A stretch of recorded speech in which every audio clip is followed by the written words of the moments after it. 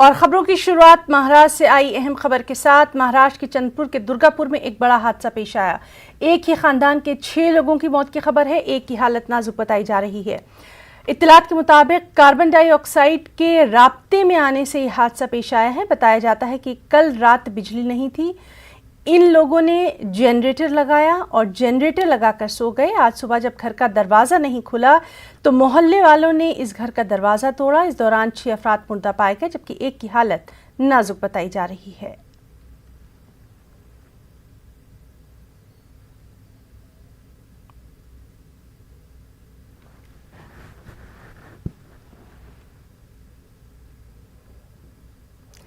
तीसरी लहर के बढ़ते खौफ के दरमियान जुलाई के पहले 11 दिनों में महाराष्ट्र में 88,130 कोरोना के मामले देखे गए हैं। माहिरीन के मुताबिक कोरोना के मामलात में ये इजाफा तीसरी लहर की शुरुआत है। ये लहर खतरनाक साबित हो सकती है, शदीद हो सकती है। महाराष्ट्र के जिला कोल्हापुर में पिछले 15 दिनों के दौरान 3,000 मामले देखे गए। कोविड टास्क फोर्स के मेंबर का कहना है कि कोल्हापुर की सूरत हाल अनोखी है, क्योंकि इसमें वैक्सीनेशन की शरह भी सबसे ज्यादा है, साथ ही कोरोना के पॉजिटिव मामले की शरह भी सबसे ज्यादा है।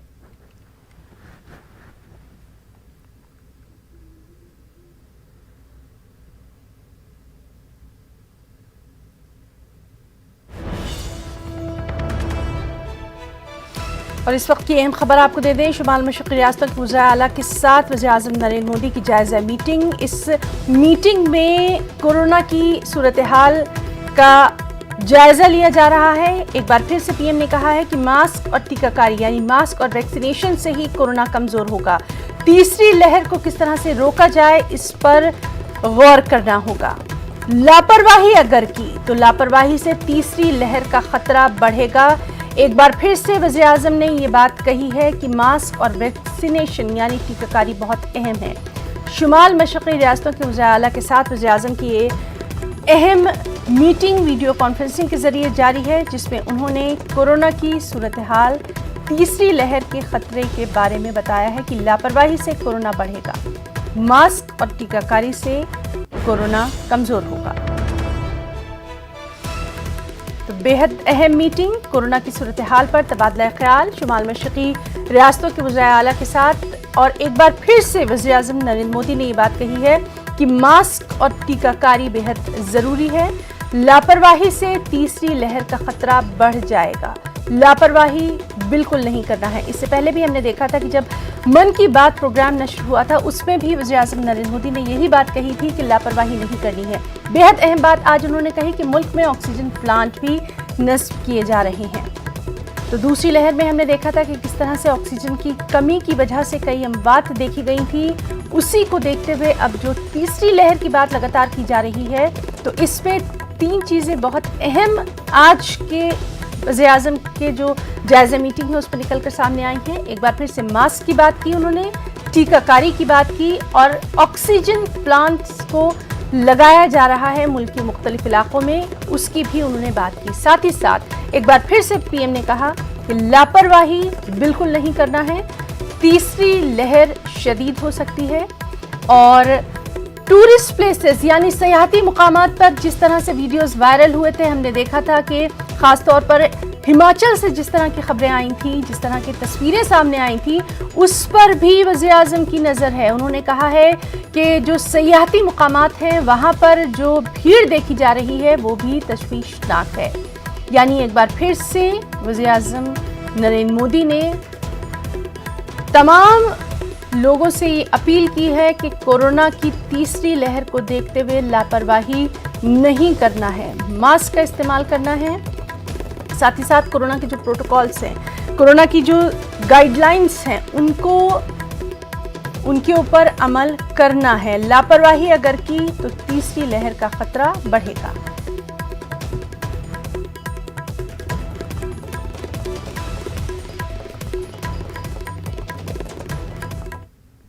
साथियों, वर्तमान परिस्थिति से हम सब भली भांति परिचित हैं।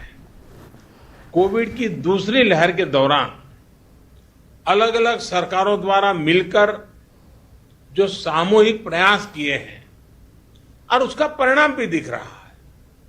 लेकिन नॉर्थ ईस्ट के कुछ जिले ऐसे हैं जहां संक्रमण के मामलों में बढ़ोतरी दर्ज की जा रही है। इन संकेतों को हमें पकड़ना होगा। हमें और सतर्क रहने की जरूरत है और लोगों को भी लगातार सतर्क करते रहना पड़ेगा। संक्रमण को फैलने से रोकने के लिए हमें माइक्रो लेवल पर और सख्त कदम उठाने होंगे। और अभी हेमंता जी बता रहे थे कि उन्होंने लॉकडाउन का रास्ता नहीं चुना, माइक्रो कंटेनमेंट जोन का रास्ता चुना। 6000 से अधिक माइक्रो कंटेनमेंट जोन बनाए। इसके कारण रिस्पॉन्सिबिलिटी तय हो सकती है। उस माइक्रो कंटेनमेंट के जोन का जो इंचार्ज होगा उसे पूछ सकते भाई कैसे गड़बड़ हुआ, क्यों नहीं हुआ, कैसे अच्छा हुआ। इसलिए जितना जोर माइक्रो कंटेनमेंट जोन पर हम लगाएंगे, हम इस परिस्थिति से जल्दी बाहर आएंगे। और बीते 1.5 साल में जो अनुभव हमें मिले हैं। साबिक क्रिकेटर यशपाल शर्मा का दिल का दौरा पड़ने से इंतकाल हो गया। वो 66 साल के थे। जराये के मुताबिक वो मामूल की चहलकदमी करके वापस घर लौटे, घर में गिर पड़े। यशपाल शर्मा की पसमानदगान में उनकी अहलिया, 2 बेटियां और 1 बेटा हैं। बैनुल अक़वामी कैरियर में उन्होंने 37 टेस्ट खेले, 1006 रन बनाए, जबकि 42 वनडे मैचों में उन्होंने 883 रन बनाए। यशपाल शर्मा ने 1983 आलमी कप के दौरान सेमीफाइनल में यादगार पारी खेली थी। ओल्ड ट्रैफर्ड में उन्होंने शानदार 61 रन बनाए थे।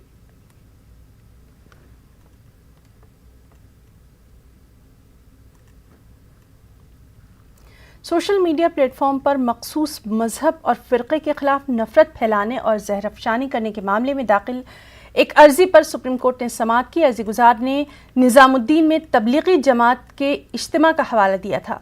अर्जी में सोशल मीडिया प्लेटफॉर्म के जरिए मखसूस फ़िरक़े के जज्बात को ठेस पहुँचाने या उनकी तज़हीक करने वाले पोस्ट या पैगामात को रोकने और ऐसे अफराद के खिलाफ फौजदारी मुकदमात दर्ज करने के मुताल्लिक़ अदालत से हिदायत जारी करने की दरख्वास्त की थी। अर्जी गुजार ने फ़िरक़ेवाराना हम आहंगी बिगाड़ने वाले पोस्ट सोशल मीडिया पर डालने वालों के खिलाफ खुसूसी तहकीकात का भी मुतालबा किया है। अर्जी गुजार का मानना है कि IT के नए उसूल मजहबी मुनाफरत और मखसूस फ़िरक़े के खिलाफ ज़हरअफ़शानी की रोकथाम के मामले में कोई हल फराहम नहीं करते। अदालत ने अर्जी गुजार को मशवरा दिया कि वो नए IT ज़वाबित का मुताला करें और होमवर्क करके आएं। मामले की अगली समाअत आइंदा हफ्ते होगी।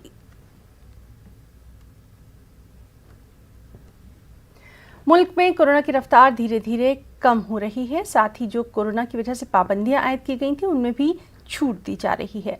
कानपुर में इस बार ईद उल अज़हा की नमाज ईदगाह में अदा की जाएगी। शहर काजी ने इस सिलसिले में इंतजामिया से बातचीत की और इसी के बाद उन्होंने न्यूज़ 18 नुमाइंदे को इसकी जानकारी दी।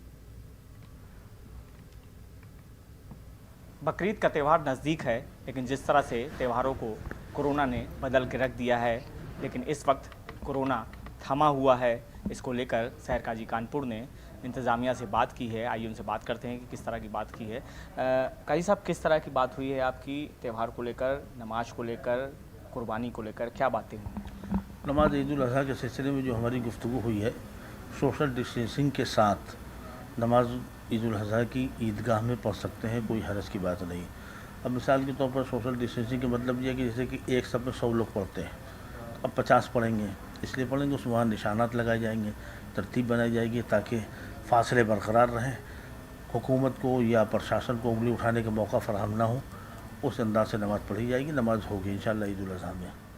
कुर्बानी को लेकर क्या बातें हुई हैं? जानवरों के मसले पर क्या बातें हुई? जानवरों के सिलसिले में, कुर्बानी के सिलसिले में मैटर ये है कि कुर्बानी में जो जानवर कटते थे, जो गवर्नमेंट की तरफ से इजाज़त शुदा है, जैसे भैंस है, पड़वा है, दुम्बा है, भेड़ है, बकरी है, बकरा है, खस्सी वगैरह वगैरह, इस सारे जानवर जैसे कटते थे और जैसे हमेशा कुर्बानी पहले होती रही है उसी अंदाज से होगी, कोई रोक टोक नहीं। अलबत्ता इतना ख्याल रखा जाए कि जो कुर्बानी हो रोड पर ना हो, बन जगह पर हो, किसी को आने जाने वाले को तकलीफ़ ना हो। और फिर अगर वहाँ पर गैर मुस्लिम भाई रहते हैं तो उसका मज़ीद एहतियात होना चाहिए किसी को मेरी ज़ात से तकलीफ़ ना पहुँचे। और फिर कुर्बानी का मतलब ये है कि ऐसी कुर्बानी हो कि किसी को तकलीफ़ ना हो।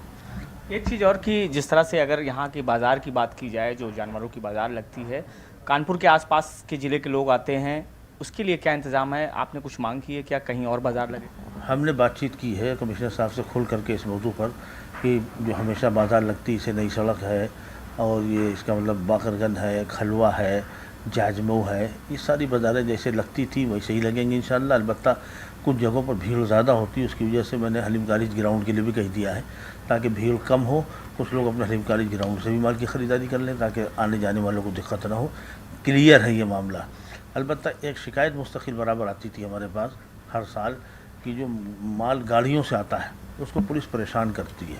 तो कई जगह से मेरे पास हर साल शिकायतें आईं, तो मैंने फ़ोन किया और मसले हल हो गए, लेकिन उसको मैंने वजाहत के साथ कह दिया। तो कमिश्नर साहब ने इसका वादा किया कि इंशाअल्लाह इस साल जो है पुलिस कोई परेशान नहीं करेगी। कुर्बानी के सिलसिले में जो गाड़ियाँ आ रही हैं, माल आ रहा है, वो जैसे आ रहा है वैसे आएगा इंशाअल्लाह।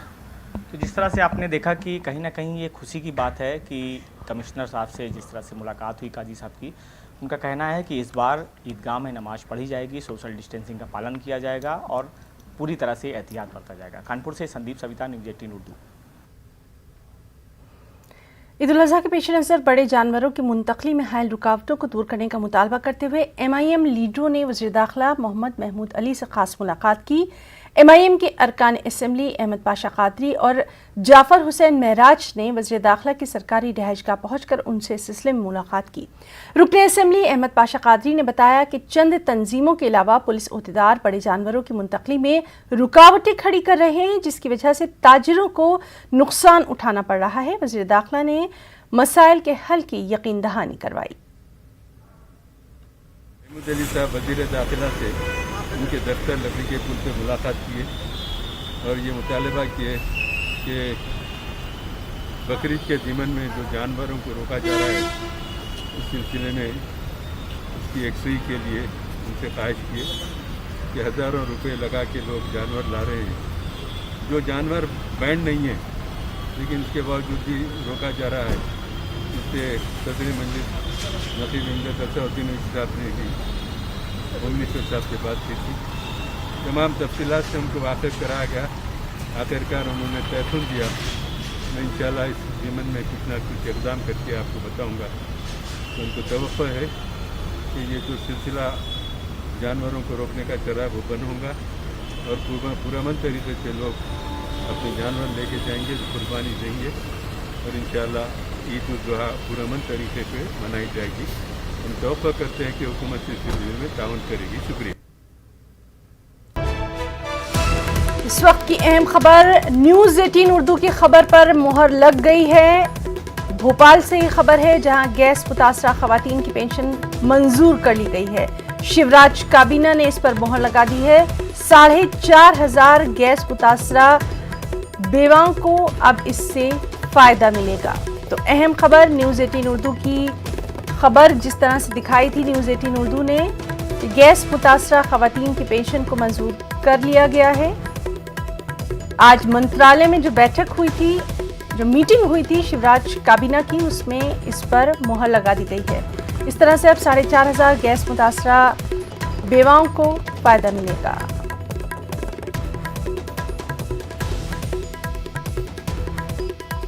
हमारे साथ मौजूद हैं हमारे साथी मेहताब आलम। मेहताब, तो न्यूज़ 18 उर्दू की खबर पर मुहर लग गई है, तफसीलात चाहेंगे। है ना, यकीनी तौर पर मुहर लग गई है, लेकिन गैस मुतासरीन को ये पेंशन कब से मिलेगी इस पर अभी जो है तातुल बरकरार है। क्योंकि अगर हम 2016 से इस पर बात करें तो अप्रैल 2016 में जो है शिवराज हुकूमत ने ही इसको स्कीम को बंद किया था और फिर जो है 20 महीने के बाद इसको जारी किया गया। तो कमलनाथ हुकूमत जब आती है तो दोबारा गैस मुतासरा बेवा खवातीन की पेंशन बंद कर दी जाती है। और वज़ीर आला शिवराज सिंह ने 3 दिसंबर 2020 को इस मामले पर ऐलान किया था।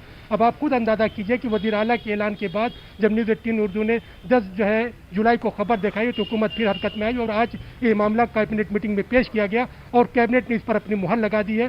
जो वज़ीर आला ने ताहयात 1,000 रुपये माहाना पेंशन देने का ऐलान किया था। अब 1000 रुपये माहाना पेंशन तो मिलेगी, लेकिन सवाल यही है कि अब ये अमली नफाज होने में कितना वक्त लगता है, क्योंकि अभी हमारी कुछ जो बेवा खवातीन है उनसे बात की, उन्होंने कहा कि हुकूमत बार बार फैसले तो करती है, लेकिन अमली इकदाम होने में, ज़मीनी सतह पर इस पर कदम उठाने में बहुत वक्त लगता है। कोरोना के में अंदाजा किया जा सकता है कि वो खवातीन जो बेवा है, जिनके पास रहने, जिनके घर के लोग जो थे गैस के हादसे में 37 साल पहले दुनिया से जा चुके हैं, अब उनके लिए जो है हुकूमत को अगर अपने ही ऐलान पर 7-8 महीने के बाद जो है कैबिनेट मीटिंग में जाना पड़ता है और फैसला लेना पड़ता है, तो अब जब उनके हाथ में जब पैसा आ जाएगा तब उनको यकीन होगा। उन्हें हुकूमत के या कैबिनेट के फैसले पर अभी भी यकीन नहीं हो रहा है ना। जी मेहताब, तो ये बात आपने बहुत अहम कही कि जब हकीकी मायनों में ये पैसा उनको मिल जाएगा, उसके बाद उनका क्या कुछ रद्द-ए-अमल रहता है, उस पर भी लगातार नज़र होगी। बहुत बहुत शुक्रिया मेहताब आलम तमाम तर तफसीलात के लिए।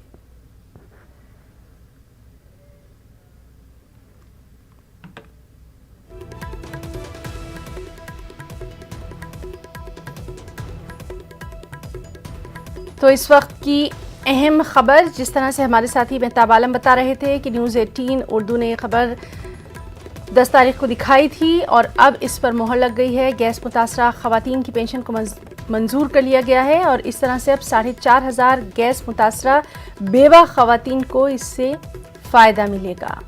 शिवराज काबीना की आज अहम मीटिंग हुई थी और उस मीटिंग में इस बात पर फैसला किया गया कि गैस मुतासरा बेवा खवातीन को माहाना 1000 रुपये दिए जाएंगे।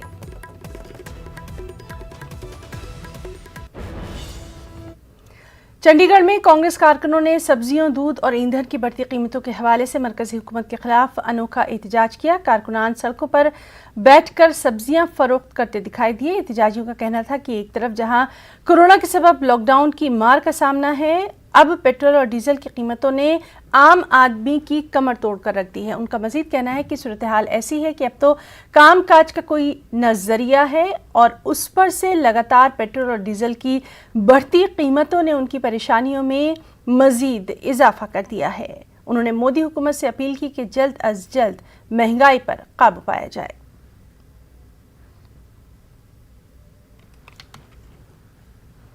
और कांग्रेस लीडर पी चिदम्बरम का कहना है कि महंगाई की मार से आम आदमी परेशान है। एक जानिब जहां कोरोना ने उनके हाथों से काम छीन लिया, वहीं उनकी तमाम जमा पूंजी खत्म हो चुकी है और दूसरी तरफ महंगाई है कि रुकने का नाम नहीं ले रही, लगातार बढ़ती जा रही है। 4±2% and is now, according to the NSO's press release yesterday, 6.26%. Will the government please tell the people what they should eat, how they should light their homes, and how they should go to work? Inflation, even in a normal time, would be intolerable. The present is not a normal time. A pandemic is raging across the country. The pandemic has resulted in jobs being axed, unemployment rising to 8.1%, and incomes and wages being cut for millions of working people. In such a situation of widespread distress, inflation has broken the back of the people, and we hold the central government under Shri Narendra Modi directly responsible for the high inflation. यौम शोधा पर downtown Srinagar के कुछ इलाकों में आज पाबंदियां आयद कर दी गई हैं। ख्वाजा बाजार में शोधा के कब्रिस्तान को जाने वाली तमाम सड़कें बंद कर दी गई हैं।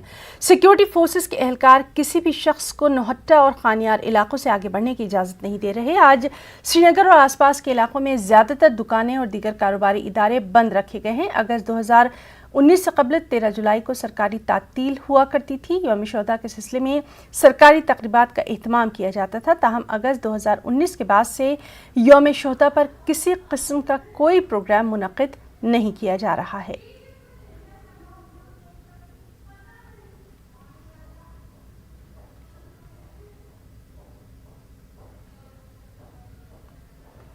और एनसी के सदर डॉक्टर फारूक अब्दुल्ला ने 13 जुलाई के शोधा को पार्टी हेडक्वार्टर में खराज अक़ीदत पेश किया। इस सिलसिले में नवाए सुबह श्रीनगर में वाक़ पार्टी दफ्तर में एक प्रोग्राम का इनेकाद किया गया। इस मौके पर फातिहा ख्वानी और कुरान ख्वानी का खास एहतमाम किया गया। नेशनल कॉन्फ्रेंस के तर्जुमान इमरान नबी डार ने बताया कि पाबंदियों के चलते डॉक्टर फारूक अब्दुल्ला की क़यादत में पार्टी कारकुनान ने आज सुबह पार्टी हेडक्वार्टर पर ही शोधा को खिराज पेश किया, उनके हक में दुआएं की।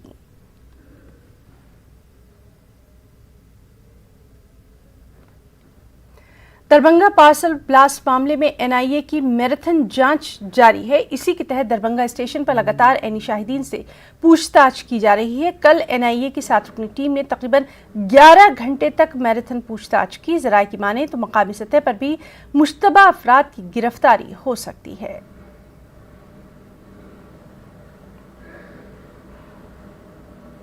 गाजीपुर बॉर्डर पर किसानों के एहतजाज को 7 महीने से ज्यादा का वक्त बीत चुका है। न्यूज 18 से बातचीत में किसान लीडर राकेश टिकैत ने कहा कि हल हुकूमत को निकालना है। यूपी इंतखाबात और किसानों पर पूछे गए सवाल के जवाब में टिकैत ने कहा कि किसान हुकूमत की मुखालफत करेगा। इस सिलसिले में 5 सितंबर को लाया अमल मुरतब किया जाएगा।